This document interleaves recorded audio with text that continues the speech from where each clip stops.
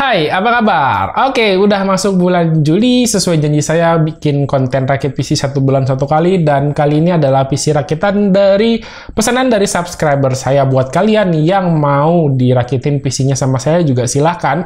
Kalian bisa kontak saya, DM aja di Instagram @geekgadgetindo, atau juga kalian bisa email. Email saya ada di kolom deskripsi di bawah. Tiap rakitan PC-nya nggak saya kenain biaya tambahan apa-apa. Jadi kalian bisa langsung aja kontak saya. Dan PC rakitan kali ini budgetnya itu ada di sekitar 12 jutaan. 12 juta mepet ke 13 juta, sekitar 12,8 juta gitu. Dan ini pesanan rakitan PC ini digunakan untuk main game, terutama game-game FPS dari si owner PC ini. Dan pesan dari ownernya ketika ngomong mau dirakitin PC itu adalah yang paling pertama dia minta untuk digunakan power supply yang bagus. Jadi dia nggak mau pakai power supply yang biasa. Oke, itu catatan pertama. Catatan yang kedua adalah untuk casingnya dia pengennya adalah Cooler Master Cube Q300L.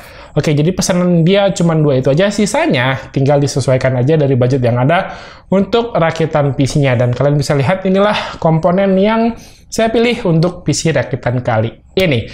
Oke, nanti sebelum kita bahas partnya satu persatu dan juga performanya seperti apa, sekarang kita bisa lihat dulu proses rakitan PC-nya. Let's go!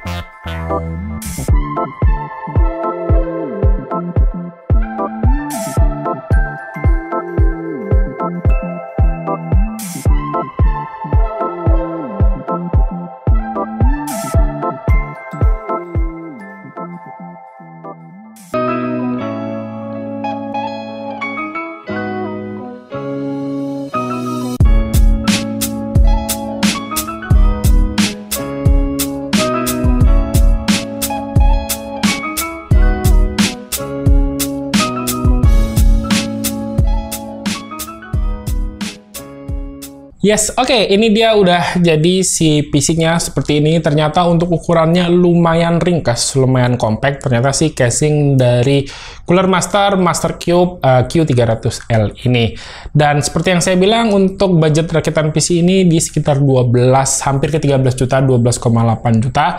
Dan kalau kalian pengen juga dirakitin yang sama persis seperti ini dan pengen yang langsung aja, saya udah taruh linknya di Tokopedia. Mungkin harganya akan sedikit berbeda dibandingkan dengan kalian kalau transfer langsung ke saya. Karena kalau di Tokopedia kan ada biaya tambahan lagi. Oke, seperti itu. Dan ya udah, seperti ini PC-nya. Langsung aja kita bahas untuk part-part yang saya gunakan dalam rakitan kali ini.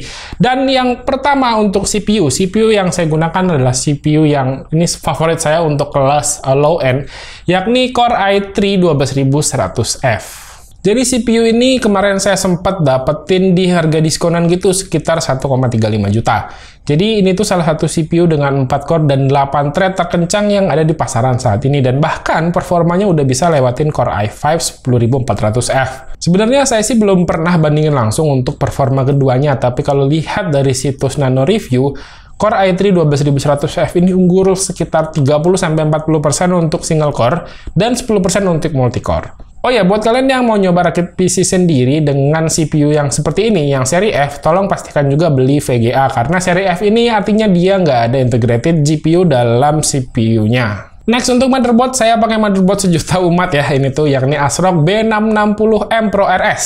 Ini harganya cukup terjangkau di 1,9 jutaan untuk sebuah motherboard B660M yang udah ready untuk RGB juga. Motherboard ini termasuk motherboard budget lah ya untuk kelasan motherboard B660M dan udah punya heatsink juga di bagian VRM-nya. Kalau kalian senang dengan RGB-RGB-an, motherboard ini juga udah lumayan ada onboardnya ya, RGB onboardnya di bagian belakang. Jadi bakal ngasih efek-efek shadow gitu di dalam casing. Motherboard ini punya 4 slot RAM DDR4 yang bisa di overclock sampai 5333 MHz, terus ada 2 slot SSD NVMe, yang satu Gen 4 dan satunya lagi Gen 3. Untuk slot PCIe dia ada 2, di mana yang atas dia pakai PCIe 4x16 dan yang bawah itu PCIe Gen 3x16. Ada juga slot M.2 buat WiFi buat kamu yang mau pasang WiFi card di motherboardnya. Sementara untuk konektivitas port bagian belakang kalian bisa lihat aja di video. Lanjut ya untuk RAM, karena sesuai pesanan dari yang punya PC untuk rakit PC yang RGB-nya nggak terlalu banyak ya. Jadi untuk RAM di sini saya pilih RAM yang non RGB dari Team Group, yakni TeForce Dark Z Alpha 2x8GB 3600 MHz. RAM ini tergolong murah di harga 1 juta aja. TeForce Dark Z Alpha ini bakal jadi RAM non-RGB favorit saya, karena pertama desain heat speedernya ini asli keren banget. Kedua, harganya udah terjangkau ya. 1 juta kita udah dapetin RAM dengan speed 3600 MHz. Jadi daripada RGB-RGB-an yang lebih mahal jatuhnya, sekitar 100-150 ribuan.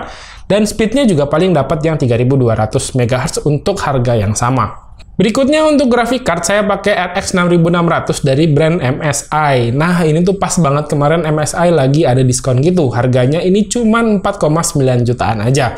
Ini asli best deal banget buat sebuah RX 6600, terlebih lagi ini adalah brand MSI. Dengan desain kipas yang bagus, build quality yang oke, dan juga backplate yang jauh lebih proper dibandingkan dengan brand sebelah dengan harga yang sama. Karena PC ini dibuat untuk gaming, jadi secara performa gaming RX 6600 ini mirip dengan RTX 3060 dari kubu sebelah. Tapi dengan harga yang jauh lebih terjangkau dibandingkan RTX 3060 yang kalau kalian cari di pasaran harganya sekitar 6,7 sampai 7 jutaan gitu. Cuman untuk content creation sih masih jauh ya, lebih oke RTX 3060 meskipun si RX 6600 ini udah ada hardware encodernya. Next, untuk penyimpanan di sini saya pakai dari brand PNY dengan tipe CS2140 500GB. Di harga 800 ribuan, SSD ini udah pakai NVMe Gen 4, jadi ya udah bakal cocok dengan motherboard ASRock B660M Pro RS ini yang emang udah support NVMe Gen 4. Dan untuk speednya sendiri ini udah lumayan kenceng, ada di sekitar 3400 Mbps untuk read dan 2500 Mbps untuk write. Kekurangan dari SSD ini dia nggak ada di RAM case atau istilahnya di RAM-less. Jadi kalau SSD-nya udah mendekati penuh itu biasanya speednya bakal drop banget. Makanya di sini saya pakai sebagian besar partisi untuk sistem aja. Sisanya kalau mau nambahin ya tinggal beli hard disk atau SSD SATA yang harganya lebih murah. Terus untuk CPU coolernya di sini pakai CPU cooler yang non RGB juga, dan ini adalah CPU cooler yang good looking banget dan juga salah satu favorit saya, yakni Deepcool AK400. Untuk harganya itu berkisar di 350 ribuan, jadi dia tuh pakai 4 buah heat pipe berbahan tembaga, dan desain dari heatsinknya serta penutupnya ini asli good looking banget ya.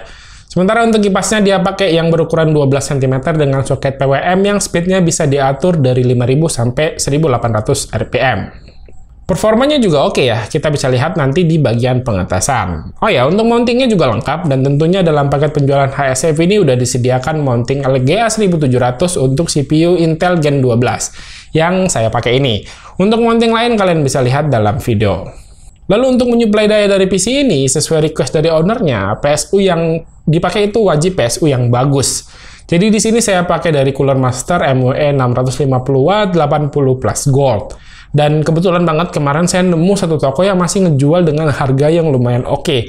Mungkin masih pakai harga stok lama ya, di 1,3 jutaan gitu. Toko lain rata-rata udah jual di 1,4 sampai 1,5. Jadi kalau kalian penasaran, linknya saya taruh di kolom deskripsi di bawah. Nah, untuk power supply ini ukurannya ATX dan juga dia udah fully modular, jadi bisa pakai kabel yang dibutuhin aja. Manajemen kabel jadi bakal lebih mudah lah. Lalu untuk casing, sesuai dengan request dari owner PC ini yang mau pakai casing dari Cooler Master Q300L, ini case micro ATX ya, dengan kisaran harga 600 ribuan, dan dia udah dapat satu kipas berukuran 12 cm non-RGB. Untuk ukuran sebuah case micro ATX ini ternyata cukup ringkas. Yang bikin case ini bisa jadi ringkas itu adalah dia nggak ada PSU cover di bagian bawah. Jadi si PSU-nya ini bakal langsung ke expose. Nah, masalahnya kalau kalian pakai casing ini dan pakai PSU yang non-modular, dijamin kabelnya itu bakal semeraut dan bakal kelihatan banget. Untungnya di sini pakainya yang PSU udah fully modular, jadinya aman lah. Oh ya, buat kalian yang mau pakai casing ini juga perhatikan kalau kalian pakai HSF cooling tambahan ya. Karena clearance untuk CPU coolingnya ini maksimal di 159 mm aja. Dimana AK400 ini saya pakai di tingginya 152 mm, jadi jaraknya tuh tipis banget dengan side panelnya. Oh ya, satu catatan, side panel dari casing ini sayangnya masih menggunakan bahan akrilik, bukan yang udah tempered glass. Dan terakhir untuk kipas-kipas, di sini saya pakai produk dari Gemen, yakni GCF 300C 3-in-1 yang dijual di harga 250 ribuan aja, dia udah dapat 3 kipas gitu yang udah RGB. Cuman di sini sayangnya saya kurang teliti, karena sebenarnya kipas ini tuh udah support untuk sync dengan motherboard. Terlihat dari beberapa logo aplikasi RGB dari berbagai merek motherboard yang ada di kotaknya. Cuman sayangnya, kalau diperhatikan lagi, kok ya nggak ada logo RGB-nya dari ASRock Polychrome ya. Jadinya ini nggak bisa sync dengan motherboard-nya deh. Tapi untungnya udah dikasih controller dalam paket penjualannya, jadi bisa atur RGB-nya pakai remote aja. Nah, itu dia tadi part-part yang saya pakai dalam PC rakitan kali ini. Kalau kalian tertarik dengan part-part tersebut, link pembeliannya satu persatu udah saya taruh di kolom deskripsi di bawah. Dan lanjut, saya bakal tes performa dari PC rakitan kali ini menggunakan beberapa game. Nggak banyak sih, cuma ada 2 game. Dan juga tes benchmark sintetis. Jadi yang pertama kita coba dulu tes benchmark sintetis menggunakan Cinebench R23. Untuk hasil Cinebench R23 di sini Core i3 12100F mendapatkan skor 1569 untuk single core dan 8136 untuk multi-core. Seperti yang udah saya bilang di awal, skor dari i3 12100F ini adalah CPU dengan 4 core 8 thread tercepat yang bisa saya temui. Dan ada satu catatan yang bisa kita catat dalam rakitan saya sebelumnya yang menggunakan Core i3 12100F juga, tapi dipadukan dengan motherboard seri H. Untuk performanya ternyata nggak terpaut jauh, malah lebih tinggi sedikit ya dari seri H kemarin ketika menggunakan motherboard seri H dari Asus Prime. Sepanjang yang saya tahu ya, penggunaan motherboard baik dari seri H, B, ataupun Z ya, itu nggak akan memiliki perbedaan performa yang signifikan selama penggunaan RAM dan power limit dari CPU-nya juga sama. Terus secara suhu, ini juga bagus ya, selama proses benchmark R23 ini CPU-nya cuma mentok di 59 derajat aja. Artinya cooling dari Deepcool AK400 ini sangat bagus dan juga airflow-nya berjalan baik di sini. Sementara untuk idle-nya nyentuh di 29 derajat, ini sih dingin banget.